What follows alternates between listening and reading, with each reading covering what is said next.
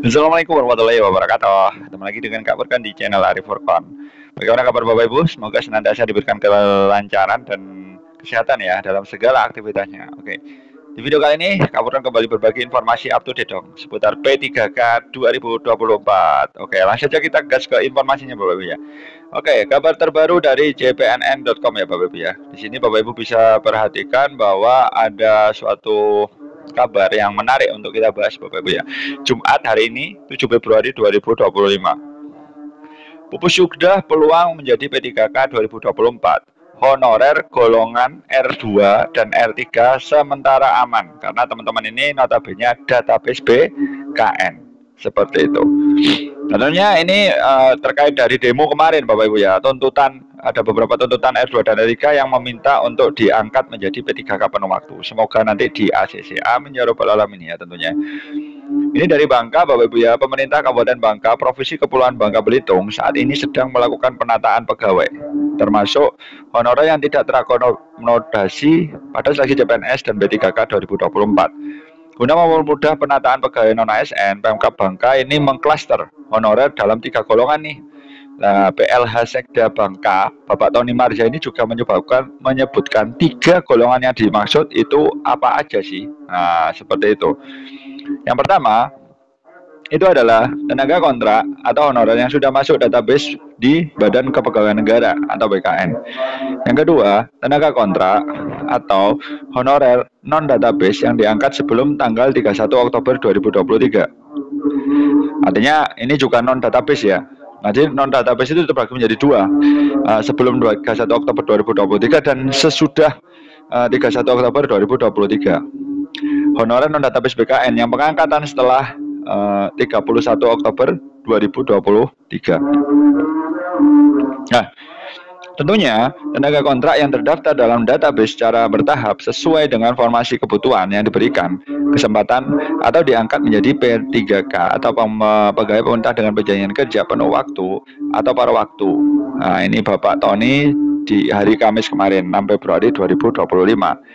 Sementara tenaga kontrak golongan kedua, kata Bapak Tony Marja ini, sesuai petunjuk lisan dari Kemenpan RB masih dapat dipekerjakan selama pemerintah daerah mampu mengalokasikan anggaran. Nah, ini ada kata-kata mampu Bapak Ibu ya. Jadi memang ya ini tergantung dari Pemda masing-masing. Misalkan Pemdanya menyatakan nggak mampu ya udah terancam dirumahkan teman-teman ini.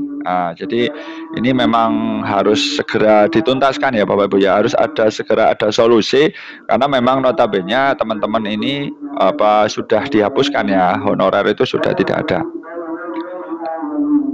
Nah, di sini Bapak Ibu bisa perhatikan petunjuk lisan tersebut itu sudah jelas Bapak Ibu ya.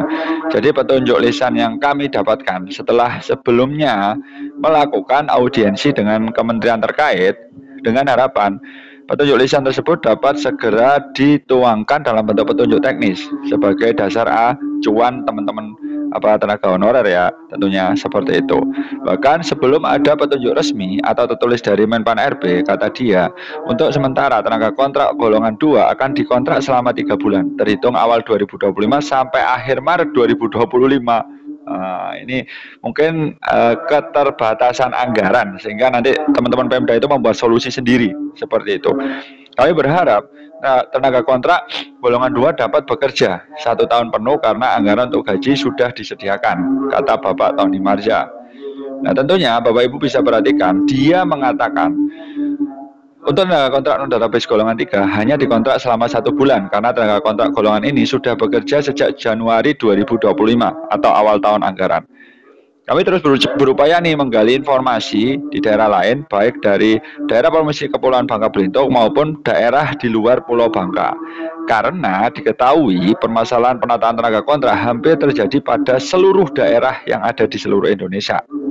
Ya, ini semoga saja cepat diselesaikan ya teman-teman ya. Dalam waktu dekat, kata Bapak Tony ini juga pihaknya akan menggali informasi atau mencontoh pengaturan tenaga kontrak di Pemprov Daerah Istimewa Yogyakarta. Tentunya berdasarkan data, jumlah tenaga kontrak yang terdaftar dalam database BKN itu 2.910 orang, non-database itu 1.300 orang. Jumlah ini sudah termasuk BLUD ya, Badan Layanan Umum Daerah. Adapun jumlah tenaga kontak non database golongan 3 sebanyak 171 orang.